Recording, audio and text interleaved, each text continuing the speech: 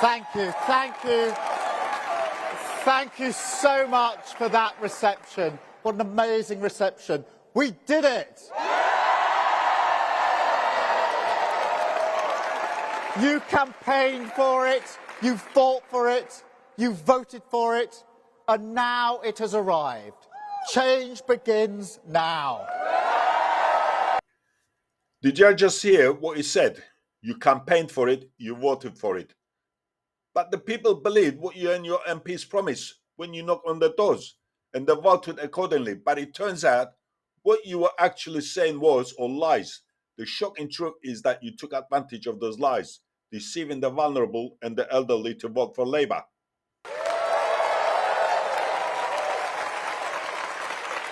We have the chance to make work pay because we changed the party. We have the chance to deliver for working people, young people, vulnerable people, the poorest in our society, because we changed the party. So here is another lie. He said, we have the chance to work and pay. Pay for who? You and your MPs? It certainly seems that way. You also said, we're going to deliver for working people and the elderly and the vulnerable. Yet, you've already broken your promise to the elderly and the vulnerable by taking away the fuel aid and planning to scrap the single council tax allowance. That's another lie. But inflation is back to normal, wages are growing, taxes are now being cut. Keir Starmer would put all that progress at risk. He would put up everyone's taxes by £2,000. £2,000 in higher taxes for every working family in our country. After all the hard work and sacrifice we've been through, that's not the right course of action. I don't know why you want to put up people's taxes. Keir Starmer. Paul, I just don't know how you feel when you hear a Prime Minister say, having heard what you're going through, that the plan is working, it's all right. I meet so many people who are struggling with their bills, and the Prime Minister just keeps saying he lives in a different world, that Keir Starmer, if people are struggling with their bills, why do you want to make it harder for them? He will certainly raise taxes. He has no choice. Why? Because he's committed to the lie about the 22 billion black hole. Something they invented to justify their actions. This so-called 22 billion shortfall conveniently appears every time they want to break a promise. By saddling them with £2,000 worth of higher taxes. How is that going to make Paula or anyone's life easier? Could you respond directly to Rishi Sunak? This is the Prime Minister who's been part of a government that has put up tax 26 times. The last manifesto that they had in 2019 said we won't put up national insurance. This man then put up national insurance. He's the British expert on tax rises. They're at the highest level. Working so hard, and we have now settled pay rises with everyone in the NHS except for the junior doctors. And of course I want to do that, to make sure it's fair and affordable though. But despite being offered the most generous pay settlement anywhere in the NHS, and indeed the public sector, the union are demanding a 35% pay rise, and I don't want to raise your taxes to pay for that, because I don't think it's right. But I will say this.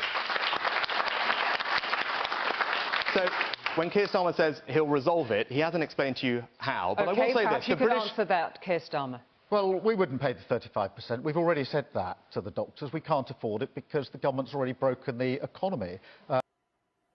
And here we are, hearing it straight from the horse's mouth. He says he can't afford it. Yet he lied again. What did he do? He stopped winter fuel aid and gave pay rise to union and transport workers as well as doctors.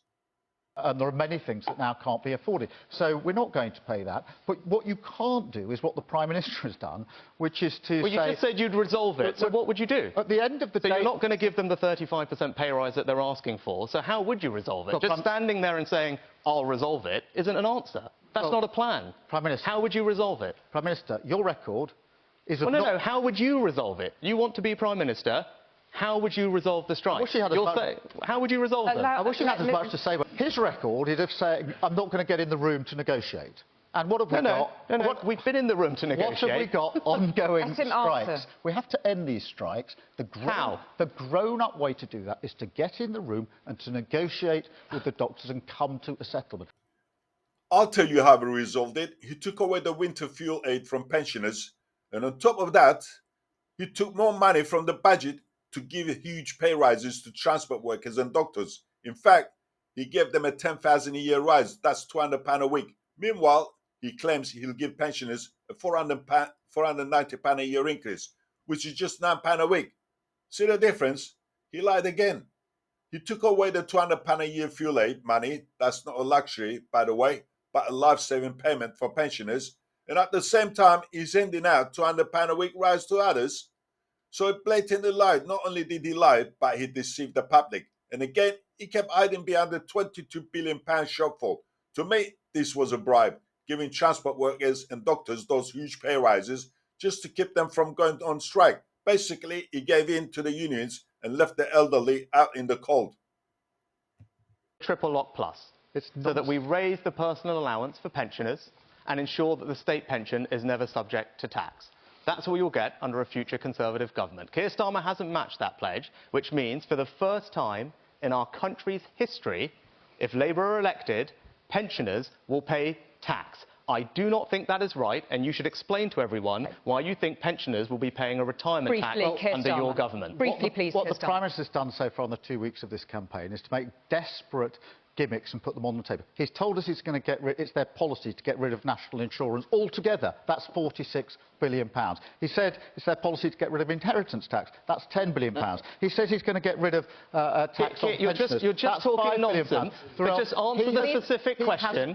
We have committed, I can tell you... Thank you, not over each other. Thank you, not over each other. No, but we've committed to the triple lock plus. Under us, the state pension will never pay tax. Under you, there's a retirement tax coming for British pensioners. I think it's appalling. Explain to people, why do you think pensioners should pay tax on the state pension? Okay. The big problem with Liz Truss is that she made unfunded tax cuts. All right. The Prime Minister is doing the same thing. We're going to go round the circle again. Everyone, because you asked, Okay. you asked about it. It's very clear. Pensioners under Keir Starmer will pay tax on the state pension for the first time in our country's history. All right, I'm going to just It is a retirement tax, and Keir Starmer can talk about the past all he wants, but in the future, pensioners have got a tax rise coming under your government. All right, gentlemen, why please. do you want to he make are not worth the paper they're written on? There is an attempt to deal with high energy bills, and we've got the creation of GB Energy to help in the long term with that. I want to see these issues resolved. Many working people are really struggling to make ends meet. Labour understands that. That's why we put our proposal on the table to freeze energy prices, because that's one way of ensuring not only that those prices don't go up this winter, but we bring inflation down. Our plan to freeze prices. When are these politicians going to stop lying and insulting our intelligence? 5 different times he promised that if he won the election, he will freeze energy prices. Imagine to my surprise when just 10 weeks after he won, I received a letter from my energy supplier saying my energy price had gone up by 10%. What? Another lie? How do you think I felt when I saw the letter? And now they're talking about insulation. What a lot of rubbish. Who's going to pay for that? And how long will it take before they start doing it? Lies, lies, and more lies. Where did these people come from? They're insulting us. And also work around insulation of properties. But you said, Diana Johnson, you said 3 times it's a difficult decision. But the question we're asking you is it a fair decision? Is it fair for pensioners in poverty who don't qualify for the pension credit to be the people who are asked to pay to fill in the black hole when you're not asking anybody else? Well, of course, we have the budget coming up in October, and there'll be more measures there. I'm sure you'll appreciate. I'm not privy to that, but there will be further announcements about... Is it fair what the Chancellor's doing? I think Will you tell us it's a fair thing to do? I think it's a really difficult decision. You've said, can I just ask, for our on behalf of our viewers, can you stop saying it's a difficult decision? Okay. Right? We all understand you have to make choices. You've made this particular choice. You didn't find it difficult because you made it. So is it the right decision? Well, I'm a Home Office Minister. This is a decision by the Chancellor of the Exchequer. Do you think it's a right decision? You're in the government. You're a minister. Can I just say, she's got the overview of government that I haven't got. I've got an overview of what's happening in the Home Office, and I've explained to you about the black hole Okay, let me ask, will you vote for it tomorrow? I will reluctantly have to vote for it, So you think it's the right decision, then? I recognise that we are making some really difficult decisions because of the inheritance of the last 14 years. I am going to say on behalf of the... Can you stop saying it's a difficult decision? It's a hard decision. It's a really hard decision. OK, is it the right decision? That's the question. You're voting for it tomorrow, so you must think it's the right decision. Because if you thought it was the wrong decision, you would vote against it. Well, look, I'm a member of the Labour government that's been in power for 10 weeks. The Chancellor, who's had a good look at the books, has identified £22 billion worth of a black hole that needs to be filled. The Prime Minister has said very clearly we are going to have to make some really difficult decisions to get the economy back on its feet. This is the first one, and it's hard and difficult and not what I want to do, but we are going to have to do this, it seems to me, if we are serious about what the Prime Minister has said about being a responsible government, getting the economy back on its feet, and being a government that takes those hard decisions early on. Can I just, back in 2005, you said, as MP for Hull, pensioners can save hundreds of pounds on their heating costs every year thanks to the winter fuel payments that the Labour government introduced, opposed by the Liberal Democrats and Tories, you said. Pensioners who have worked hard all their lives deserve every penny they get. Decent heating is not a luxury, but can be the difference between life and death. What's changed that you are now going to vote tomorrow to get rid of that payment? Well, can I be clear? I'm not getting rid of the payment. We're targeting it on For those... millions of pensioners, you are getting rid of that payment. And we're not talking about wealthy pensioners. Ed has just pointed out a huge number of them are below the poverty line. You yourself have identified that almost a million of them are not in receipt of pension credit because they don't claim it. Welcome back, everyone. Today we're diving into something critical, something that impacts each and every one of us. The state of our government, the choices we've made, and the harsh reality of what's coming next. As we brace ourselves for the next budget and prepare for the bitter cold of winter, there's an undeniable sense of anger in the air. The Labour government's recent decision to cut the winter fuel allowance for pensioners has sparked outrage across the country. And let's not forget there are other issues piling up on our backs. But as we point fingers, ask yourself, where is Keir Starmer, our beloved leader who promised changes? He's busy globetrotting, rubbing shoulders with the world's elite. It seems like he's finally reached the power club he's been chasing for years to mingle with the world leaders. But let's pause. Let's be logical. Let's be honest with ourselves. Who's really to blame for this mess? It's us. Yes, us. We believe their promises. We fell for the lies. Remember the campaign season? Politicians knocking on the doors, pleading for our votes, promising us better future if we supported them. They flooded our letterboxes with leaflets, painted a picture of hope. And many of us remain loyal, year after year, to the same party, hoping they finally do the right thing. But here's the bitter pill. Before Labour, the Conservatives were no better. They were shambles. Unable to keep the country on track, barely managing their own internal crisis, they failed to control illegal immigration and fell short of countless promises. But let's not ignore the one crucial moment when they did step up during COVID. When the pandemic hit and people were sick and dying, the Conservatives government acted. They provided financial help, wage support, business aid, and relief from taxes.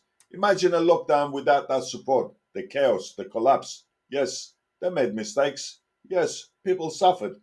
But in that moment, they did help us financially. We can't deny that. But the story doesn't end there. Fast forward to 2024. Labour is in charge. They ousted, backstabbed their leader, Jeremy Corbyn, and put a barrister in his place, Keir Starmer. A man who, before his political career, defended criminals knowing full well they were guilty. He did it for the money, sure. We all have to make a living, but integrity matters. And this isn't a courtroom anymore. This is a real world. His job now is to protect and serve us, the people. Not just earn a paycheck by any means necessary. He gets paid from hard-earned that people work and pay hefty tax on. Back to politics.